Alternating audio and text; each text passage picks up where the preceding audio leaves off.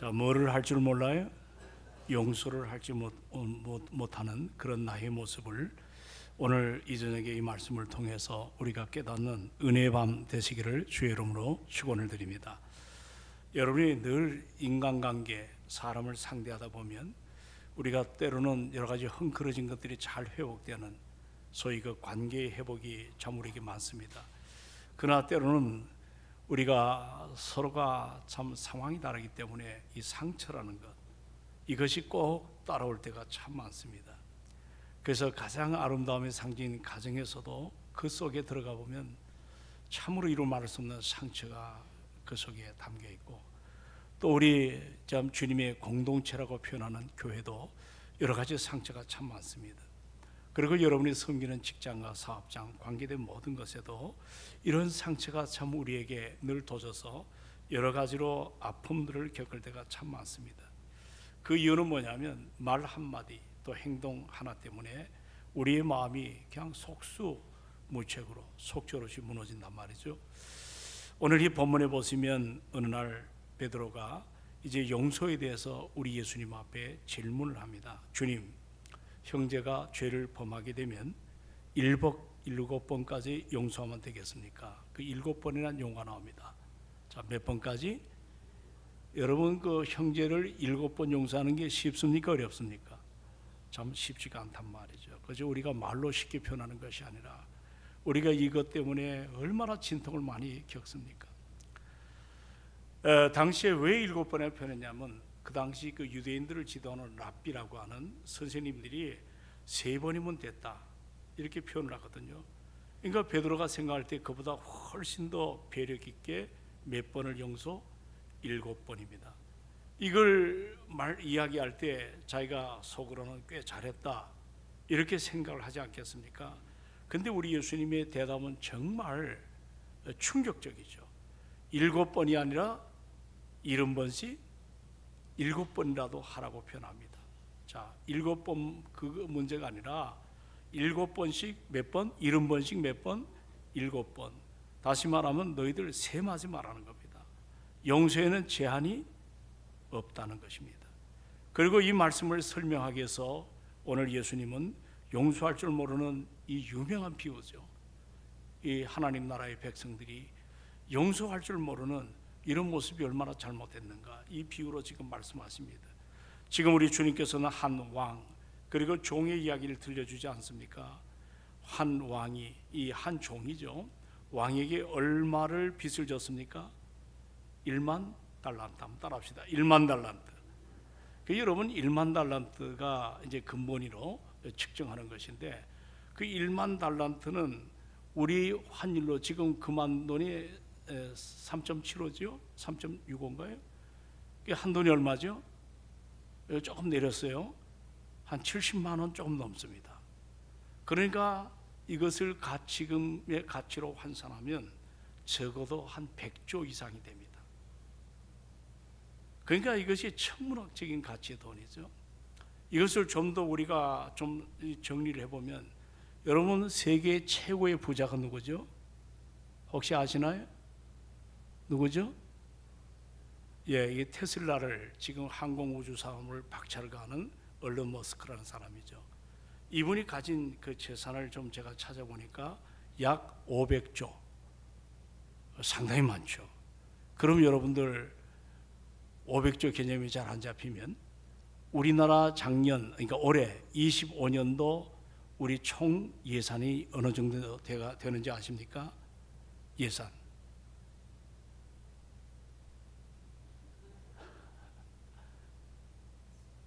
아이, 목사님 지금 살기도 바쁜데 어느 정도가 되냐면 673조입니다. 우리나라 1년 예산이 얼마예요? 673조. 그럼 여러분의 가정의 1년 예산은 어느 정도 되십니까? 예? 우리 올해 교회 1년 예산이 우리가 뭐 책정할 때 한 10억 정도 책정했는데, 지금 여러 가지 여러분이 최선을 다하고 있지만, 이런 가치로 바라볼 때 1만 달란트가 큰 액수입니까? 아니면 적은 액수입니까? 예, 우리가 사실 감당할 수 없는, 우리 일평생 절대 갚을 수 없는 이런 큰 빚을 한정이 지었습니다. 요즘 말로 말하면 도저히 갚을 수 없는 파산 상태입니다. 회복불능이죠. 이 종이 이제 왕에게 엎드려 말합니다. 조금만 참아달라고. 그러나 변제할 능력이 없습니다. 근데 왕은 오늘 본문에 보니까 그 가진 빚 전체를 뭐예요? 탕감을 해줍니다. 여러분, 이것이 굿뉴스, 이것이 바로 기쁜 소식, 이것이 바로 복음이에요. 복음. 복음은 굿뉴스입니다. 이 기쁜 소식이라는 것입니다. 오늘 우리가 이 시간에 여러분과 제가 하나님 앞에 도무지 갚을 수 없는 그런 엄청난 죄의 빚을 진 사람들이거든요. 우리의 생각, 또 우리의 언어, 행동으로, 우리의 삶으로 이렇게 1만 달란트 같은 이런 어마어마한 죄를 졌습니다. 그러나 예수님께서는 십자가를 통해서 그 모든 죄를 다 갚아주신 거예요. 우리가 사실 먼저 받은 은혜, 여러분, 갚을 수 없는 이 빚을 전부 탕감받은 은혜거든요. 은혜란 말은 내가 감당할 수가 없는 겁니다. 내가 누릴 수가 없습니다. 그럼에도 불구하고 나의 의지와는 상관없이 우리 하나님이 우리에게 일방적으로 베풀어 주시는 호의, 그것이 은혜인 것입니다. 우리가 그 놀라운 십자가의 사랑을 통해 도무지 내가 감당할 수 없는 어마어마한 빚을 탕감받고 은혜로 살아가는 오늘 우리들의 삶을 이제 연말돼서 여러분이 한번 돌아보셔야 됩니다. 그런 엄청난 이 빚을 탕감받은, 우리는 하나님으로부터 용서받은 하나님의 사람들이에요. 근데 문제가 있어요. 뭐냐면 이렇게 커다란 용서를 받았지만 오늘 왜 나는 다른 사람을 용서하지 못할까? 저도 그렇고 여러분도 이 용서의 문제에 대해서 우리가 얼마나 옹색하고 얼마나 우리가 소극적인가. 오늘 여러분, 문제는 그겁니다. 제가 오늘 본문을 좀 한 주간 준비하면서 왜 용서가 안 될까? 여러분, 용서가 잘 됩니까? 아니면 용서가 잘 안 되십니까? 안 돼요. 우리 옛말의 속담에 원수는 흐르는 물에 어디에요? 흐르는 물에 다 원수는 색임이 다 없어집니다. 그러나 여러분은 어떤 여러 가지 은혜는 흐르는 물에 생기고 그런 말이, 그리고 원수는 돌에 생긴다는 말이 있습니다. 한 번 내 안에 박힌 그 쓴뿌리는 이게 잘 지워지지가 않습니다. 오늘 이 비유를 통해서 우리가 그 이유를 한번 좀 점검해 보죠. 왜 용서가 그렇게 어려운가? 제가 한번 생각해 볼 때 그 중에 하나가 뭐냐면 상처의 감정이 내 안에 그대로 남아있기 때문입니다. 상처의 감정. 우리가 용서하면 아무렇지 않음이라고 오해합니다. 아이 뭐요, 목사님 입으로는 괜찮아요. 하지만 속에는 여전히 감정의 불순물에 그 찌꺼기가 내 안에 그대로 남아있습니다.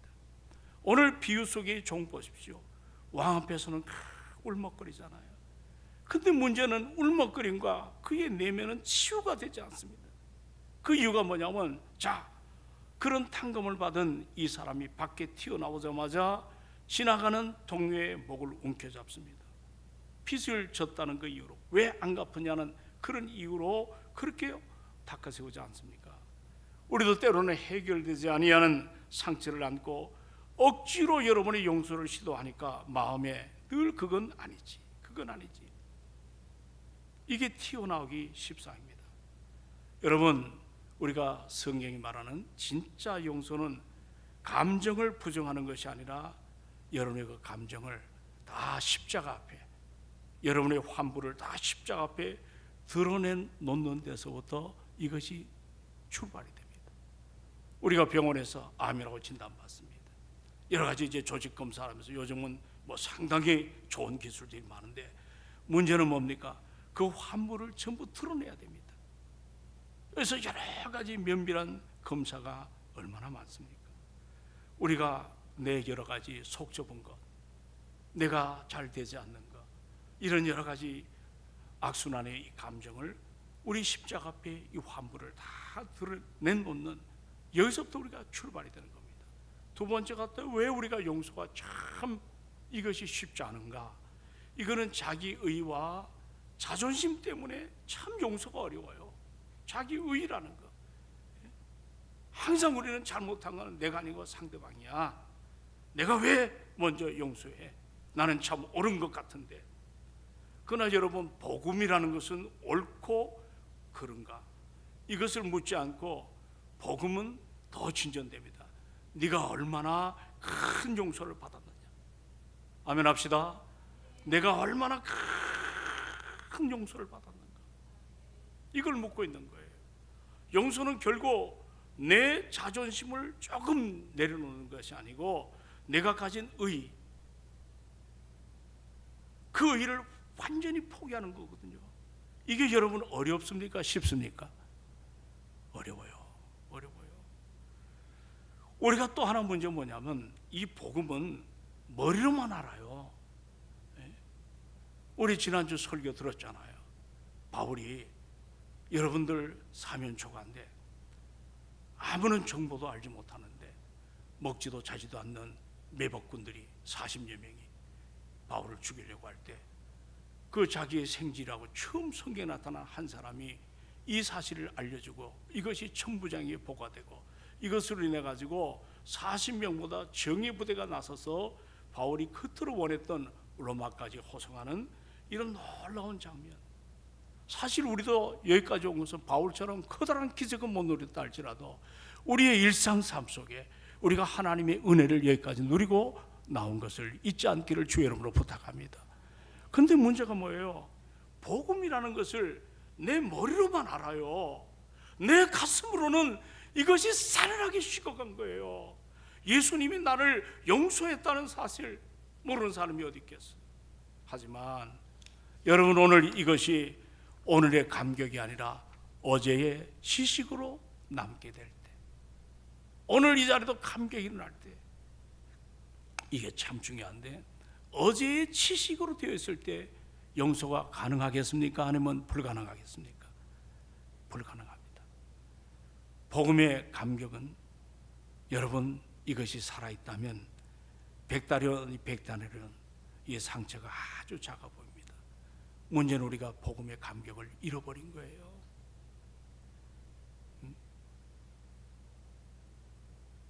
또 하나가 제가 생각해 볼 때 용서, 내 힘으로 하려고 하지 않습니까? 여러분, 밀양이라는 영화 혹시 다 보셨나요? 오래된 영화죠. 전도연 씨가 그 남편이 죽고 고향에 갔다 자기 사랑하는 아들을 납치 유괴를 당해서 결국은 싸늘한 죽음으로 전도연 씨 눈앞에 들어옵니다. 방황하잖아요. 그럴 때 전도를 통해서 교회를 나갑니다. 그리고 그가 가장 먼저 갈망했던 게 뭐예요? 자기 사랑하는 아들을 죽인 그 유괴범을 용서하는 겁니다.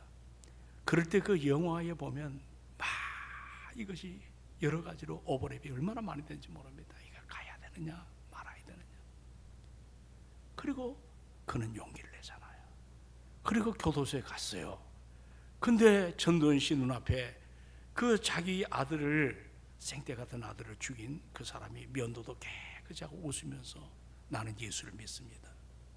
왜 내가 진작 이 용서를 알지 못했는지, 이런 문제를 직면할 때 전도연이가 뭐라래요? 화가 났어요. 아니, 나도 용서하는데 니놈이 뭔데 용서를 운운하느냐. 더 삶이 헝클어지지 않습니까?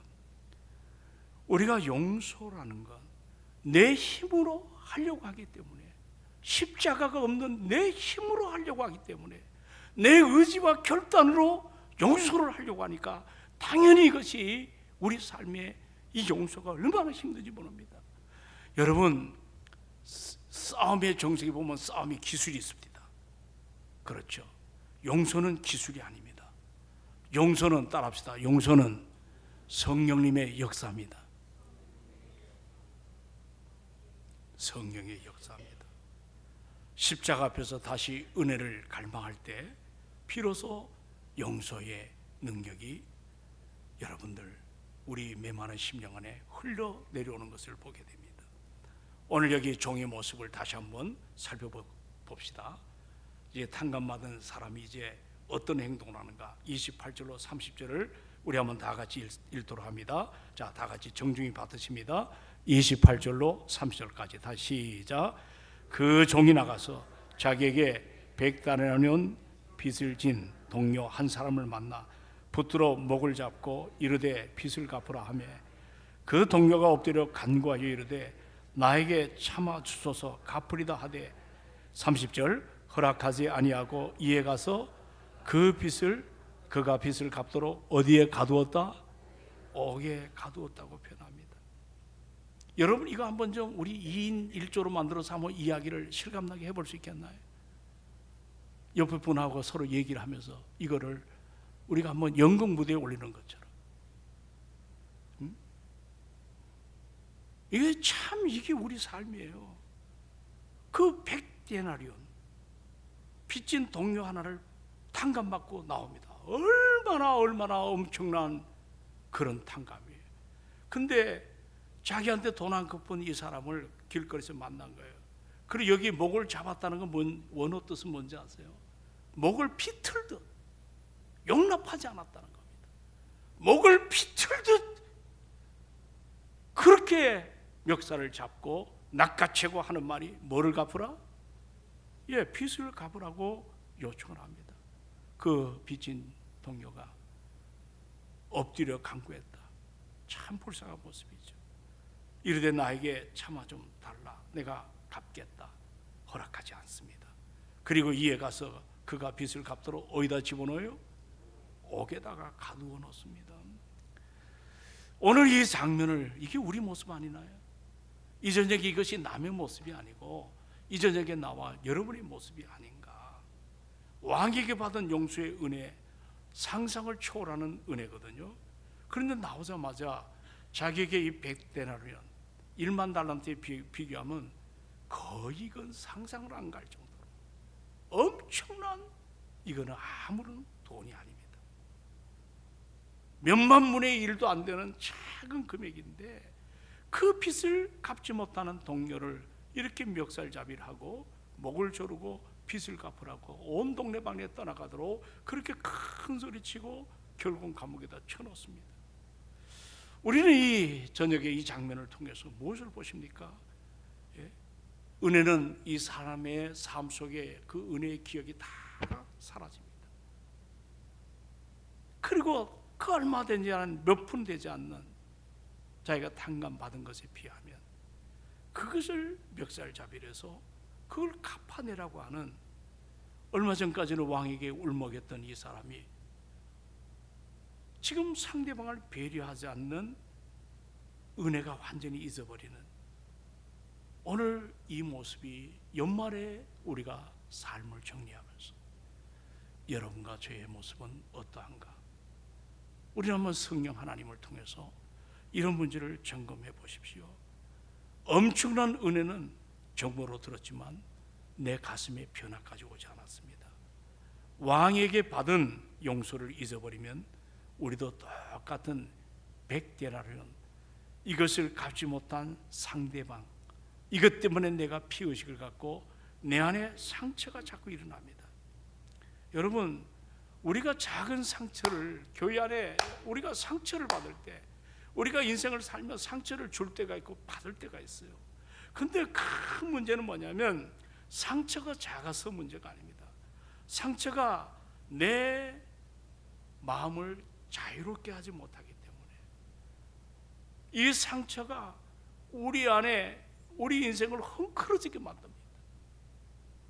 그래서 때로 우리가 모이면 불평과 불망하는 거, 이거는 그 불평, 불만은 이게 사탄의 역사거든요. 저도 목회하면서 이런 부분에 자유롭지 못한 것을 고백합니다. 상처가 자꾸 커 보이면 받은 은혜가 너무 작게 보입니다. 1만 달란트 용서를 받은 그 모습은 온갖 없어지고 조그만 것이 부풀려 가지고 내 가슴에 흔적처럼 남아 있습니다. 그래서 여러분, 오늘 이 본문에 이 탕감받은 이 탤런트 비유는 용서가 쉽다 어렵다, 쉽다 어렵다, 내 안에 죄성이 있기 때문에 은혜를 축소시키고 내 안에 있는 그 별것 안 되는 상처, 그것도 진정성의 팩트가 아닐 때가 참 많습니다.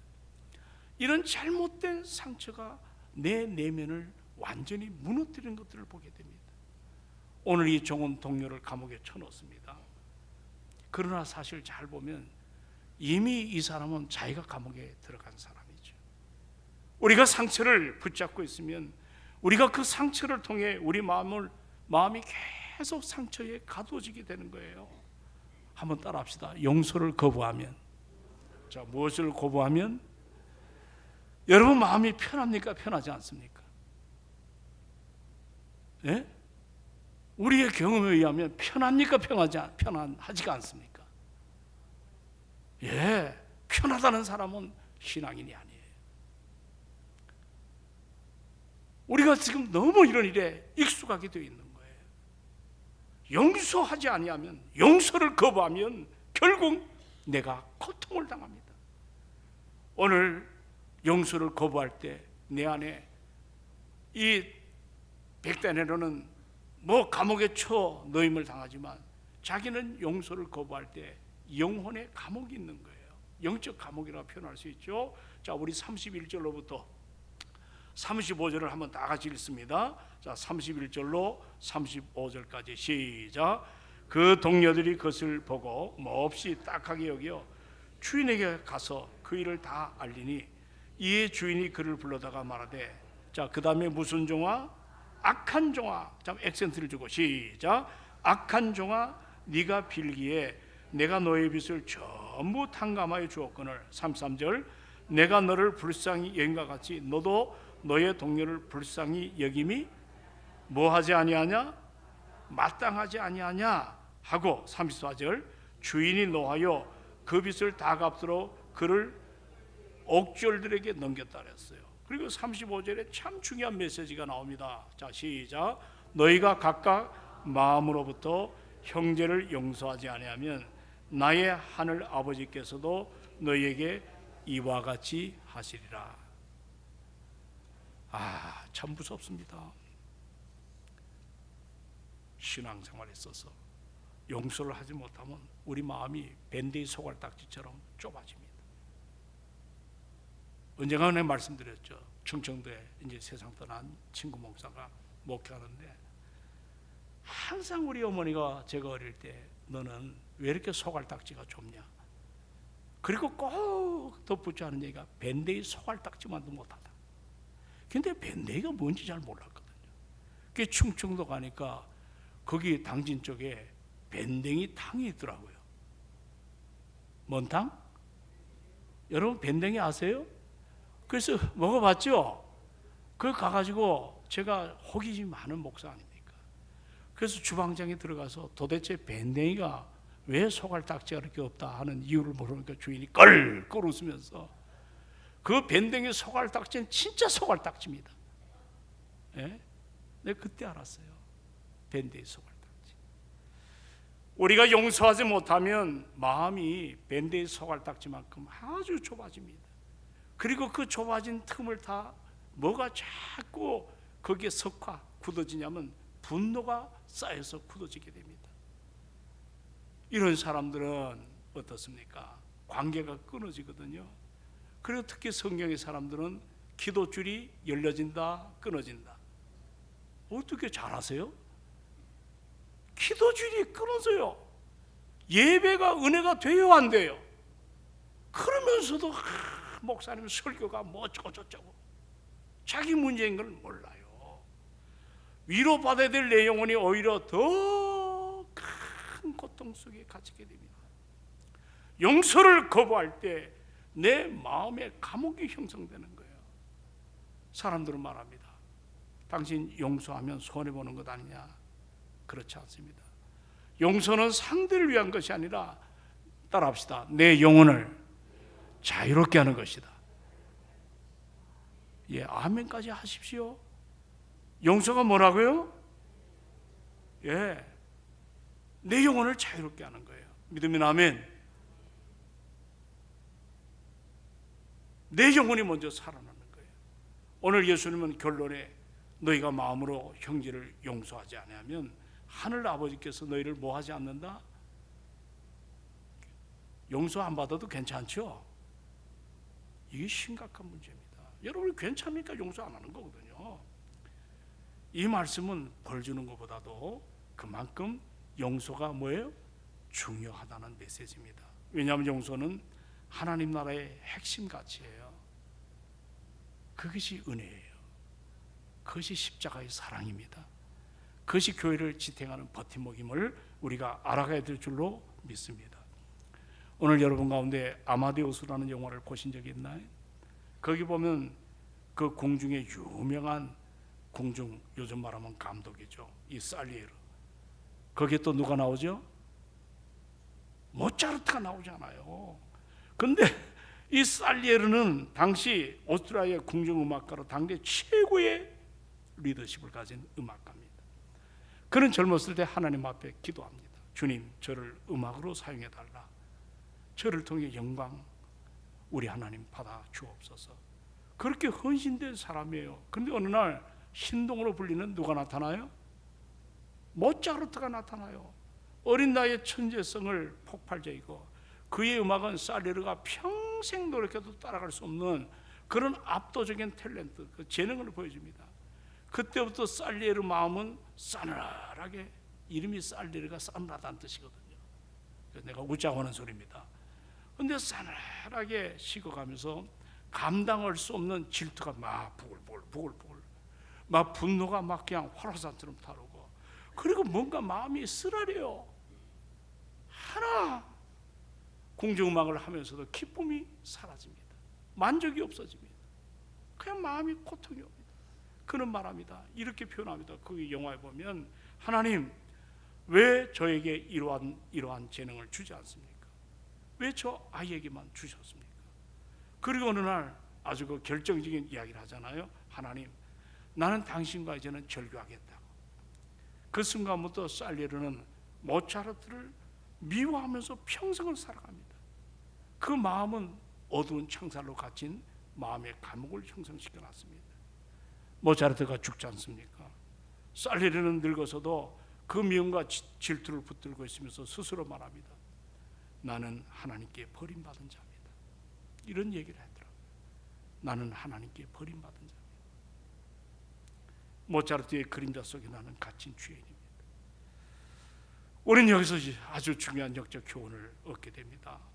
살리에르는 모차르트 때문에 무너진 게 아니에요. 그를 용서하지 못하는 자기 마음 때문에 무너졌습니다. 오늘 이 저녁에 용서가 그렇게 중요합니다. 용서. 여러분 요한일서 1장을 다 한번 펴보십시오. 여기 아주 사도 요한은 용서에 대해서 뭐라고 얘기하죠? 우리 한번 요한일서, 여러분 우리 제자 훈련할 때 이 구절 무척 많이 우리가 공부했어요. 요한일서 1장에 한번 다. 자, 요한일서가 어디 있는지 아시죠? 자, 요한일서 1장. 1장을 다 펴보십시오. 1장에 보시면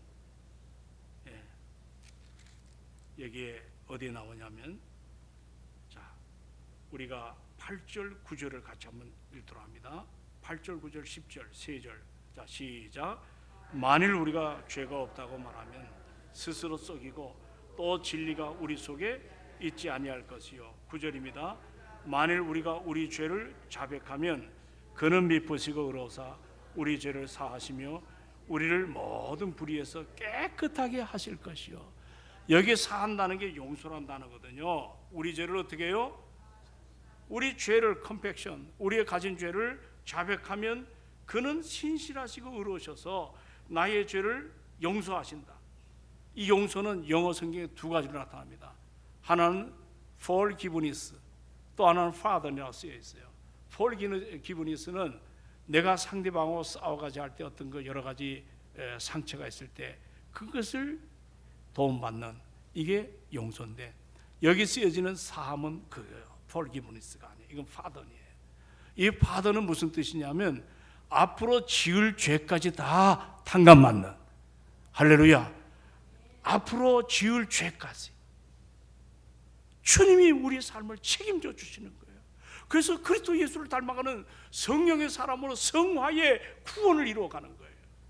내 힘으로 되는 게 아니에요. 그래서 여기에 보시면 10절에 보십시오. 우리가 아주 이런 행태를 가진 사람이 많아요. 자, 10절 시작. 만일 우리가 범죄하지 아니하였다 하면 하나님을 거짓말하는 이로 만드는 것이니 또한 그의 말씀이 우리 속에 있지 아니하리라고 표현하고 있습니다. 우리 마음에 하나님 말씀이 없는 거예요. 우리가 헌신하고 충성하고 여러분 또 희생하고 물질로 하나님 앞에 영광 올리지만 내 안에 정말 내가 범죄하지 않았다, 그 용서에 대한 걸 거부하는 거거든요. 그 하나님을 거짓말하는 이로 만드는 것이다. 오늘은 늘 두렵고 떨림으로 우리의 구원을 이루는 여러분 되시기를 주의 이름으로 축원을 드립니다. 용서가 그만큼 중요합니다. 이 살리르가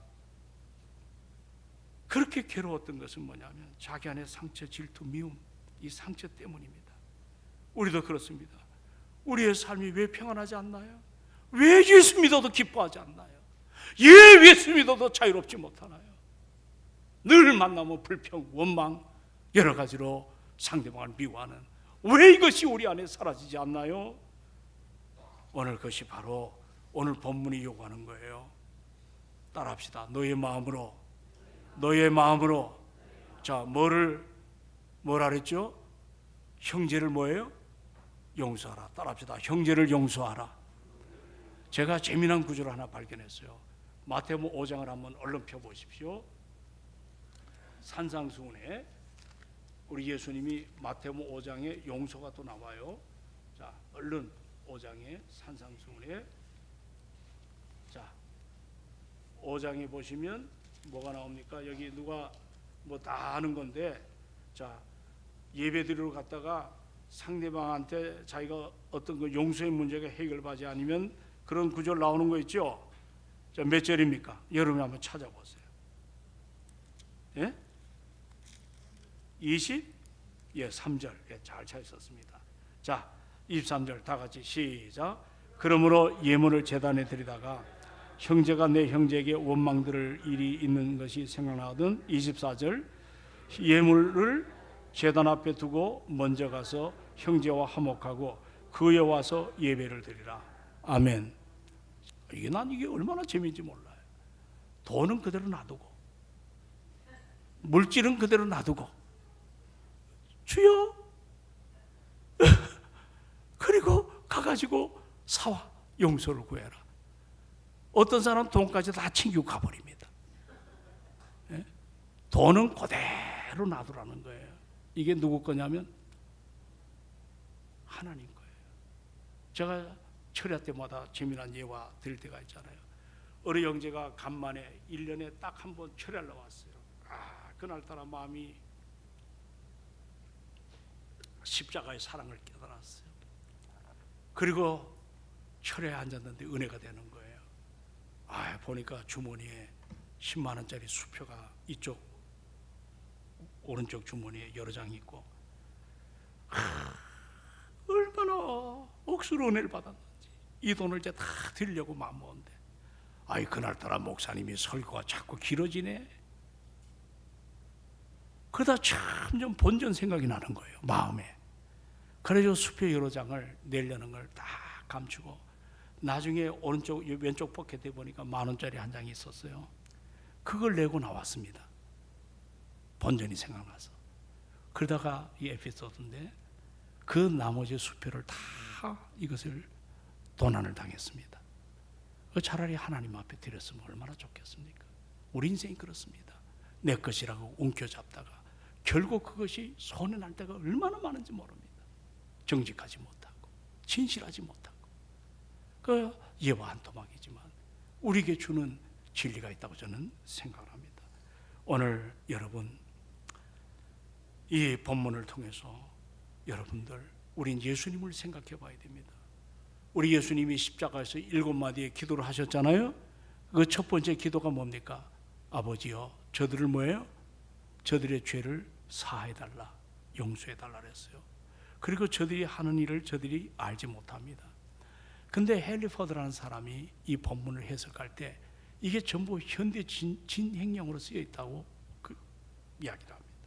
그러니까 7마디 기도 속에서 저들의 죄를 용서해 달라는 것은 주님이 십자가에서 운명하실 때까지 계속해서 용서를 구하신 거예요.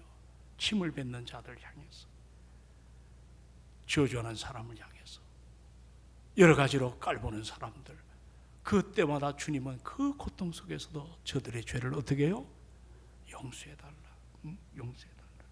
여러분, 그 당시에 예수님을 향해서 돌을 던진 사람, 침을 뱉은 사람, 십자가의 모닥불을 박은 오늘 그런 모든 사람을 용서해 달라. 우리가 그 십자가의 사랑으로 여러분도 저도 하나님이 은혜 앞에 섰다는 것을 알아야 될 줄로 믿습니다. 오늘 이제 말씀을 정리합니다. 우리가 이런 기도를 못된 기도죠. 주님, 저 사람이 바뀌어지면 나도 뭐 하시겠다? 다 알으니까 말을 안 하네. 저 사람이 바뀌어지면 나도 용서하겠다. 주님은 말씀하십니다. 내가 너를 바꾸었으니 이제 너도 뭐 하라? 용서를 하라. 오늘 천국의 비유입니다. 십자가를 바라보는 데서 우리는 용서가 서서히 은혜의 물결처럼 우리 삶을 파장칠 줄로 믿습니다. 예배 시간에 용서하지 못한 채 예배에 앉으면 그 자리는 지옥입니다. 결코 천국이 아닙니다. 그 자리는 죽지 못해 앉아있는 자리입니다. 내 신분 때문에 앉아있지만 마음은 떠난 자리입니다. 그러나 십자가의 용서를 구하고 우리 모두가 은혜 앞에 설 때 바로 그 자리는 천국임을 잊지 않기를 주의 이름으로 축원을 드립니다.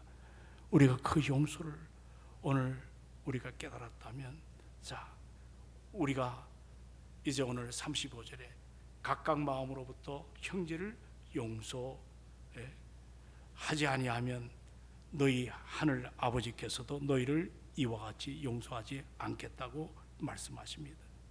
오늘 이 저녁에 우리 십자가 앞에 주님의 은혜 앞에 나왔습니다. 내가 붙들고 있는 억울함이 왜 없겠어요? 억울할 때가 많아요. 서운함이 왜 없어요? 아픔이 왜 없어요? 여러분, 용서는, 따라합시다. 용서는 감정이 아니라, 따라합시다. 용서는 감정이 아니라 순종입니다. 아멘 합시다. 그리고 순종할 때 감정이 뒤따르는 겁니다. 십자가에서 나를 용서하신 주님, 그 용서가 내 심령의 생수가 흘러넘치듯 내가 마음의 변비라는 단어를 쓴 적이 있습니다. 내 마음의 변비가 다 깨어지고 이것이 순종할 때 선순환으로 우리 마음이 은혜로 충만하게 될 줄로 믿습니다. 그런 용서의 삶, 오늘 십자가를 붙들고 성령의 인도를 따라 여러분도 저도 오늘 이 저녁이 오늘 말씀 속에 천국의 비유 가운데 여지 어리석은 자리에 서지 말고 진정한 기쁨이 연말에 우리 안에 일어나기를 소망합니다. 우리 저 반주하시고 한 2, 3분만 기도합시다. 오늘 내가 받은 십자가의 사랑이 너무 큰데 그 사랑을 다시 한번